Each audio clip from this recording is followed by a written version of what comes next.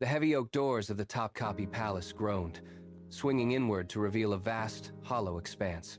You stepped across the threshold, the air instantly shifting from the warmth of the sun to the biting chill of polished marble. The scent of heavy incense and damp stone clung to the walls, thick enough to taste. Ahead, a dozen servants moved as one, their bodies dropping into a synchronized arc until their foreheads pressed against the cold floor. The sound of their movement was a single, sharp thud that echoed into the rafters. You stood at the center of the hall, 10 years old, watching the stillness they held. There was no sound of breathing. There was no shifting of weight. You took a step forward, your boots clicking against the stone, and the sound felt like a violation of the silence. Every corner of this palace was designed to shrink you, to remind you that you were merely a guest in a machine of absolute order. You were a prince, yet the weight of the air here was heavier than any crown. You realized then that every movement you made would be watched, measured, and recorded by the shadows. The hunger was a dull ache in your stomach, a simple, human distraction. You reached for a piece of fruit resting on a silver platter, your fingers inches from the cool skin of a pomegranate. Then, the sound cut through the room. A sharp, dry cough from the corner. You froze. Your tutor stood by the window, his gaze fixed not on you, but on the calligraphy scroll spread across your desk. He did not speak, he simply pointed to the ink-stained parchment. The message was absolute. You pulled your hand back, the fruit left untouched, and straightened your spine until your back burned. You picked up the reed pen, the wood biting into your skin. Your fingers throbbed from hours of repetitive practice, the joints stiff and raw, but you did not complain. You dipped the pen into the ink and began to trace the complex, flowing characters again. In this palace, a prince does not show fatigue. You did not look at the platter again. You focused entirely on the rhythm of the stroke, the precision of the line, and the silence of the room. Every movement was a test of will. By noon, the atmosphere shifted from the quiet of the study to the harsh glare of the courtyard. You stood on the uneven gravel, the sun beating down on your neck. 10 paces away, the Master of Arms waited. He held a wooden sword, his stance wide and immovable. There was no greeting, no instruction, and no mercy. He lunged forward, the wood whistling through the air before you could even raise your guard. You parried, the impact vibrating through your wrists and up into your shoulders. Your feet skidded on the loose stones, and for a heartbeat, your balance failed. You stumbled, your shoulder slamming into the hard ground. A sharp, hot pain flared through your arm, but you bit your lip and forced your breath to remain steady. You did not cry out. You did not reach for the injury. You pushed yourself upright, your muscles screaming for rest, and leveled your gaze at your opponent. The Master of Arms did not pause. He struck again, a relentless sequence of blows designed to break your rhythm. You blocked, you pivoted, and you kept your face a mask of stone. Every strike was a lesson in endurance, and you knew that showing even a flicker of weakness would be a failure you could not afford. You stood your ground, waiting for the next move. The evening brought no respite, only a different kind of combat. You sat at the long table, the silver service gleaming under the low light. Across from you, your brother sat in absolute stillness. He did not ask about your day, your bruises, or the training that had left your muscles trembling. His eyes were fixed on a map of the provinces spread between you, a sprawling landscape of power and potential. He tapped a finger against a disputed border, his gaze lifting to meet yours with a chilling, clinical intensity. He asked about your progress in statecraft, his voice devoid of warmth, searching for a gap in your logic. You chose your words with the precision of a surgeon, keeping your tone neutral and your posture relaxed. You knew that every sentence was a potential weapon, and every hesitation was a vulnerability he would exploit. The air between you felt thin, charged with the unspoken reality that your kinship was merely a temporary arrangement. You watched his hands, the way he measured the map, and realized he was not looking for a brother. He was looking for a flaw. The meal was not for nourishment. It was a tactical exercise in survival. 5 years passed in the shadow of the palace walls, and then the decree arrived. It came on a scroll sealed with heavy wax, delivered by a messenger who did not look you in the eye. You broke the seal. The words were brief, cold, and final. You were to leave the capital immediately to govern a distant province. The news did not come as a surprise, but as a sudden, sharp clarity. The gilded halls you had walked since childhood were now a cage, and the time for lessons had ended. You spent the final hours in silence, packing only what was necessary.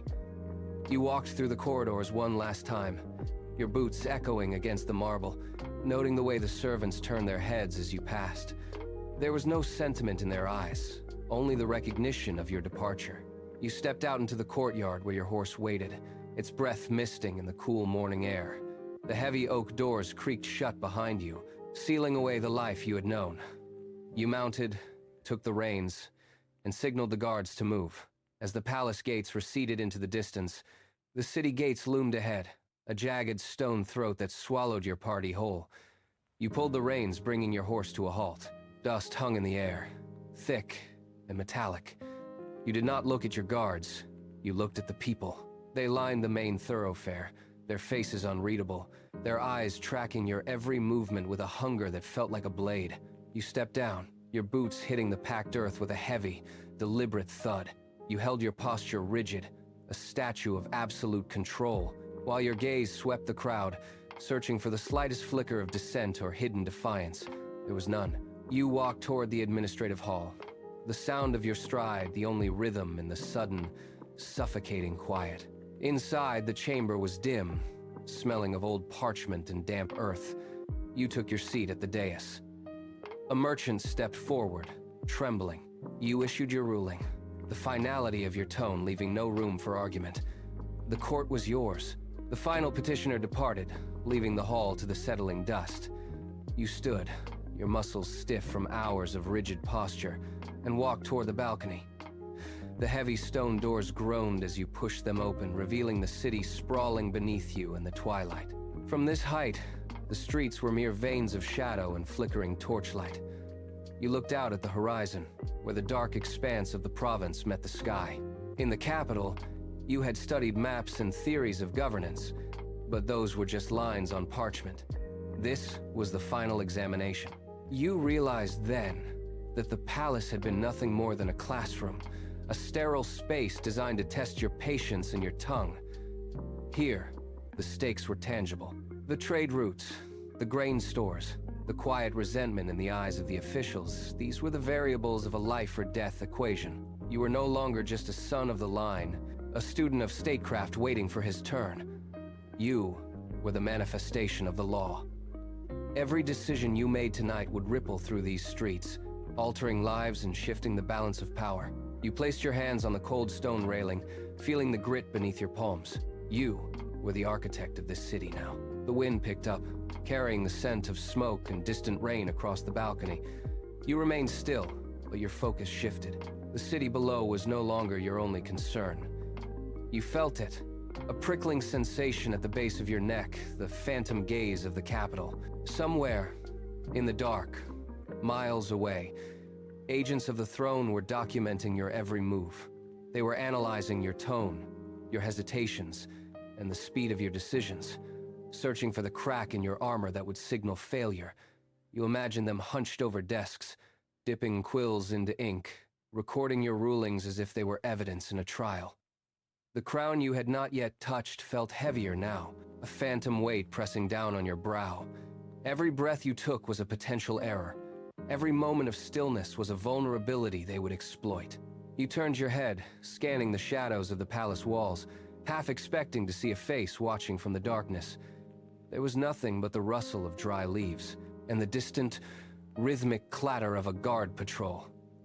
Yet, the pressure remained. You were the law, but you were a prisoner of the capital's expectations.